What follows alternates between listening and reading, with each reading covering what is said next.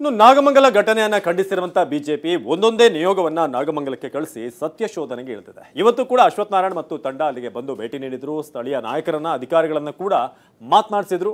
ಏನಾಗಿದೆ ಅನ್ನೋದರ ಬಗ್ಗೆ, ರಿಯಾಲಿಟಿ ಏನಿದೆ ಅದರ ಬಗ್ಗೆ ಒಂದು ವರದಿಯನ್ನ ಸಿದ್ಧಪಡಿಸೋಕ್ಕೂ ಕೂಡ ತಯಾರಿಯಾಗಿದೆ. ಗಣೇಶನೇ ಅರೆಸ್ಟ್ ಮಾಡುವಂತ ರೀತಿಯಲ್ಲಿ ಪರಿಸ್ಥಿತಿ ನಿರ್ಮಾಣ ಆಗಿರೋದ್ರಿಂದ ಬರಗಾಲ ಬಂದಾಗ ಹೋಗಿದ್ರೇನ್ರಿ?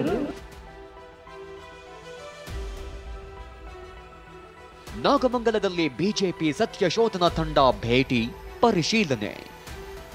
ಇತ್ತ ನಾಗಮಂಗಲ ಘಟನೆಯನ್ನ ಖಂಡಿಸಿರೋ ಬಿಜೆಪಿ ಒಂದೊಂದೇ ನಿಯೋಗದ ಮೂಲಕ ಎಂಟ್ರಿ ಕೊಟ್ಟು ಪರಿಶೀಲನೆ ನಡೆಸಿದ್ದಾರೆ.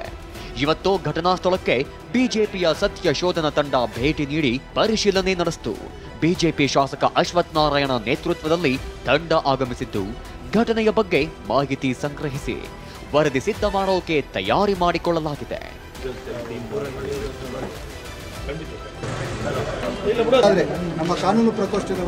ಪರಿಶೀಲಿಸಿ ವರದಿ ಸಲ್ಲಿಸುತ್ತೇವೆ ಅಂತ ಅಶ್ವಥ್ ನಾರಾಯಣ ಹೇಳಿದ್ರು. ಇದಕ್ಕೆ ಕೌಂಟರ್ ಕೊಟ್ಟ ಸಚಿವ ಪ್ರಿಯಾಂಕ್ ಖರ್ಗೆ ಬೆಂಕಿ ಹಚ್ಚೋಕೆ ಸತ್ಯ ಶೋಧನಾ ಸಮಿತಿ ಅಂದ್ರು.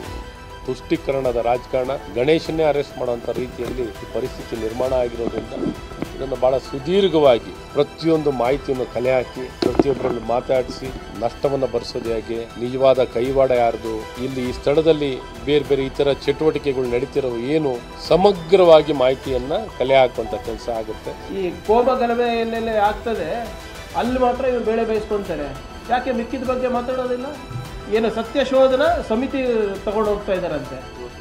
ಬರಗಾಲ ಬಂದಾಗ ಹೋಗಿದ್ರೇನ್ರಿ? ಇದು ಎಲ್ಲ ಆದ್ಮೇಲೆ ಸತ್ಯ ಶೋಧನಾ ಸಮಿತಿ ಕಳಿಸಿದ್ರು.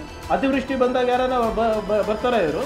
ಬರೇ ಎಲ್ಲಿ ಬೆಂಕಿ ಹಚ್ಚಲಿಕ್ಕೆ ಅವಕಾಶ ಇರ್ತದೆ ಅಲ್ಲಿ ಹೋಗಿ ಇವರು ಇದು ಮಾಡ್ತಾರೆ. ಇನ್ನು ನಾಗಮಂಗಲ ಗಲಾಟೆಗೆ ಕೇರಳ ಲಿಂಕ್ ಇದೆ. ಇದಿಷ್ಟೇ ಅಲ್ಲ, ಪಿಎಫ್ಐ ಕೈವಾಡ ಇದೆ ಅಂತ ಬಿಜೆಪಿ ನಾಯಕರು ಅನುಮಾನ ವ್ಯಕ್ತಪಡಿಸಿದ್ದಾರೆ. ಎನ್ಐಎ ತನಿಖೆಗೂ ಆಗ್ರಹಿಸಿದ್ದಾರೆ. ನಾನು ಈ ಎಲ್ಲ ಘಟನೆಗಳನ್ನು, ಪ್ಯಾಲೆಸ್ಟೈನ್ ಧ್ವಜ ಹಾರಿಸಿರುವಂಥದ್ದು ಚಿಕ್ಕಮಗಳೂರಲ್ಲಿ, ಮತ್ತು ನಾಗಮಂಗಲ ಘಟನೆ ಇರ್ಬೋದು, ಮಂಗಳೂರು ಘಟನೆ ಇರ್ಬೋದು, ಇವೆಲ್ಲವನ್ನು ಎನ್ಐಗೆ ಒಪ್ಪಿಸಿ ಇವೆಲ್ಲನೂ ಕೂಡ ದೇಶದ ರಕ್ಷಣೆ ದೃಷ್ಟಿಯಿಂದ, ದೇಶದ ಭದ್ರತೆ ದೃಷ್ಟಿಯಿಂದ ಇದು ಎನ್ಐಎಗೆ ಒಪ್ಪಿಸಬೇಕು ಅಂತೇಳಿ ನಾನು ಆಗ್ರಹವನ್ನು ಮಾಡ್ತಾಯಿದ್ದೆ. ನನಗೆ ಮುಂಚೆನೇ ಅನಿಸಿತ್ತು, ಮಂಡ್ಯ ಜಿಲ್ಲೆ 90% ಹಿಂದೂಗಳಿರುವಂಥ ಒಂದು ಜಿಲ್ಲೆ. ಸ್ವಭಾವದಲ್ಲೇ ನೀನು ಅಂದರೆ ನಿಮ್ಮಪ್ಪ ಅನ್ನುವಂಥ ಸ್ವಭಾವ ಇದೆ. ಅಂಥ ಸ್ವಭಾವ ಇರುವಂಥ ಒಂದು ಜಿಲ್ಲೆನಲ್ಲಿ ಏಕಾಏಕಿ ಹೇಗೆ ಗಲಭೆ ಆಗಕ್ಕೆ ಸಾಧ್ಯ ಅಂತ ನನಗೆ ಅನುಮಾನ ಕಾಡಕ್ಕೆ ಶುರುವಾಗಿತ್ತು. ನನ್ನ ಅನುಮಾನ ಸತ್ಯ ಆಗಿದೆ. ನಮ್ಮ ಹಬ್ಬಗಳಿಗೆ ಮಾತ್ರ ನಿರ್ಬಂಧ ಹಾಕ್ತಿದ್ದಾರೆ, ಈದ್ ಮಿಲಾದ್ಗೆ ಯಾಕೆ ನಿರ್ಬಂಧ ಹಾಕ್ತಿಲ್ಲ?